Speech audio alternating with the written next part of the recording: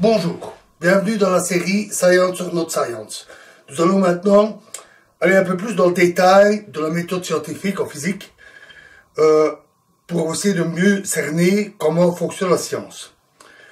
Alors, donc la méthode scientifique, c'est un ensemble de canons, des règles, qui guident le processus de production de connaissances scientifiques. Mais ce n'est pas toujours bien compris. D'abord, il y a parfois une confusion dans les esprits entre la méthode scientifique et la méthode hypothético-déductive.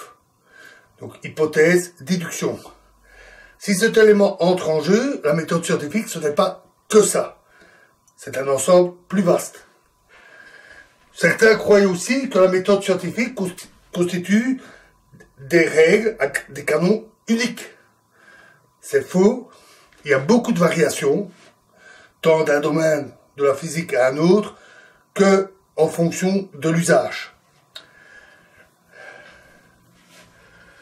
La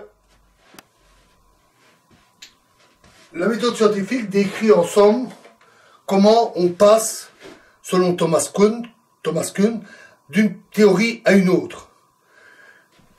On a d'abord une théorie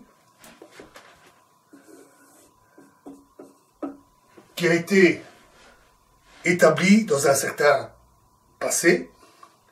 Et dans le cadre de cette théorie, on va effectuer des expériences qui vont donner des anomalies, des nouveaux résultats. Parce que, par exemple, on explore des domaines, des variables physiques que l'on n'avait pas encore explorées jusque-là. On peut aussi avoir une augmentation de la précision, qui fait que l'expérience peut même devenir meilleure que la théorie, en termes de précision. Tout cela aboutit à des nouveautés et alors à des publications. Déjà à ce stade, on publie, de façon à ce que d'autres puissent consulter, répéter les expériences. La théorie permet donc de faire un certain nombre de prédictions. Donc on a l'utilisation de la théorie.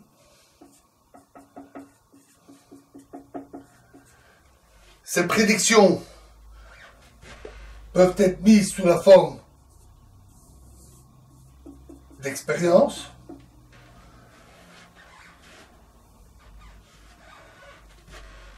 Elles peuvent être alors réalisées pour conduire à des observations qui vont donc éventuellement valider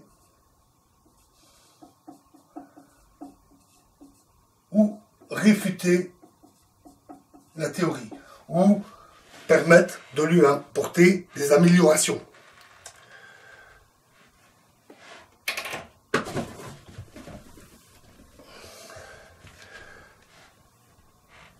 L'ensemble des résultats obtenus,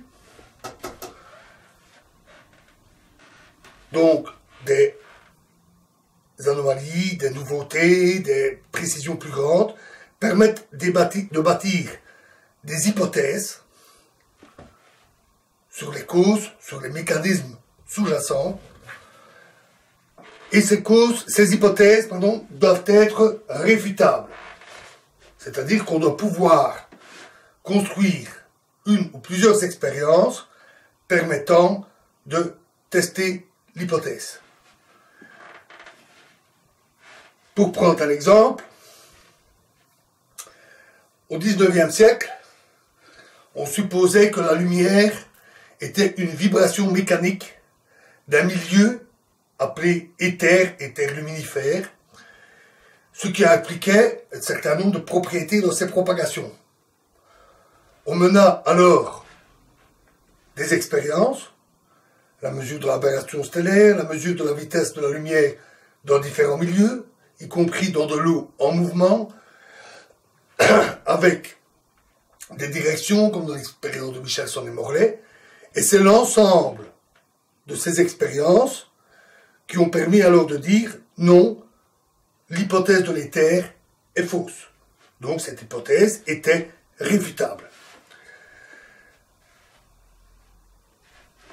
On va donc mener un certain nombre d'expériences qui vont mener à de nouvelles découvertes ou à valider une théorie, et on va répéter les expériences. D'autres équipes vont mener les mêmes expériences pour vérifier les résultats, ou ils vont faire varier les conditions pour avoir d'autres expériences. Et il y a alors une accumulation de données, et jusqu'à ce qu'il se dégage un consensus. Il n'y a pas de règle absolue à ce niveau. C'est l'ensemble des chercheurs qui aboutissent à un consensus pour dire que on a là suffisamment de données pour considérer qu'on a une preuve expérimentale de la validité de certaines choses ou de la réfutation de certaines choses ou de certaines nouveautés. De même, quand on vérifie une théorie, on doit la valider, et alors à nouveau, il y a répétition, variation des expériences dans de nombreuses situations, et il se dégage un consensus pour dire oui, c'est valide, et ce n'est qu'à ce moment-là que l'hypothèse ou les hypothèses de départ deviennent une nouvelle théorie. Et alors, la boucle est bouclée. Pour bien comprendre la méthode scientifique, il est intéressant de voir un point de vue historique. Parce qu'on se penche sur la notion de méthode scientifique depuis très longtemps, en fait depuis l'Antiquité. Ça a toujours été, de tout temps, les bases de réflexion philosophique, aussi bien dans l'Antiquité que maintenant, des philosophes qui réfléchissaient à la vérité scientifique, à la validité scientifique, à la méthode scientifique, et une pratique. Ceux qui essayaient de comprendre les phénomènes, ceux qui faisaient parfois ce qui n'était pas toujours considéré comme de la science au début, par exemple de la métallurgie ou d'autres domaines. Mais les deux sont différents. C'est pas parce que les philosophes disent il faut faire comme ceci que les praticiens vont le faire. Mais les deux s'influencent mutuellement. Les philosophes voient ce qui marche ou ne marche pas en pratique. Les praticiens peuvent dire tiens, ils ont raison, il faut procéder de cette manière pour que ce que l'on fait soit le plus sûr possible. Et de cette manière, on arrive ainsi à nouveau un consensus pour dire, ben voilà la méthode scientifique qu'il faut suivre. Celle-ci a évolué au cours du temps. Ça a commencé avec Aristote en moins 330, en moins 332 avant Jésus-Christ, donc c'est très ancien. Il est le tout premier à s'être penché sur le concept de méthode scientifique. Pour lui, la méthode scientifique consistait à la recherche des causes. Nous en avions déjà parlé.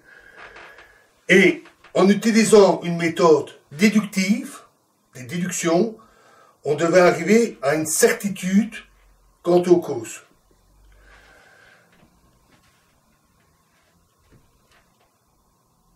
C'est donc la recherche d'une cause ultime, une vérité. Aristote laissait quand même une petite place à l'induction.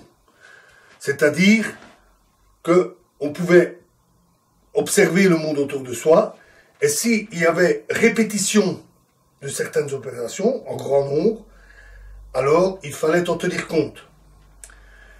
Mais il recherchait avant tout une universalité des principes et des causes.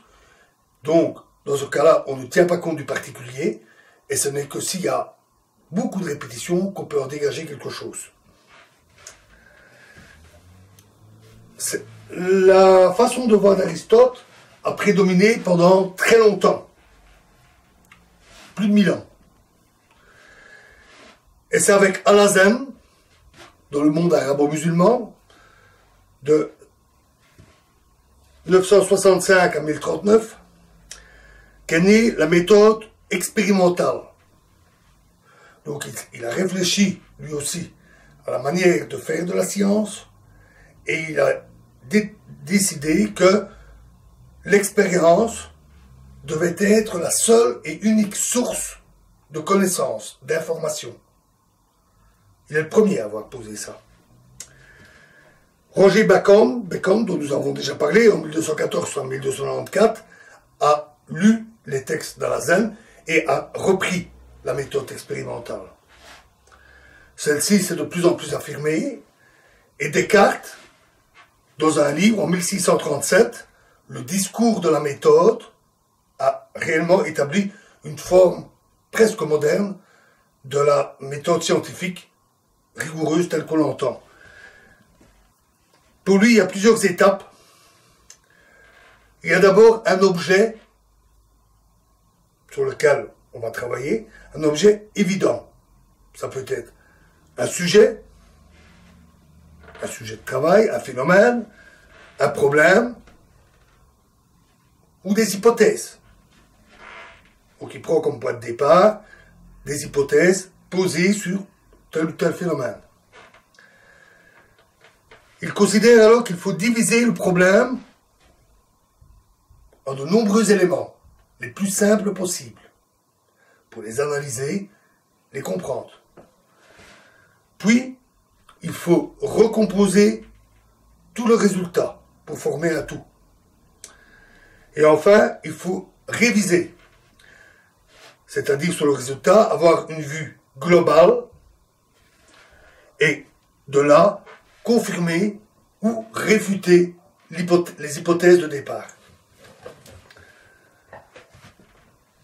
Son approche est fortement concentrée sur la méthode rationnelle, raisonnement, logique, mathématique.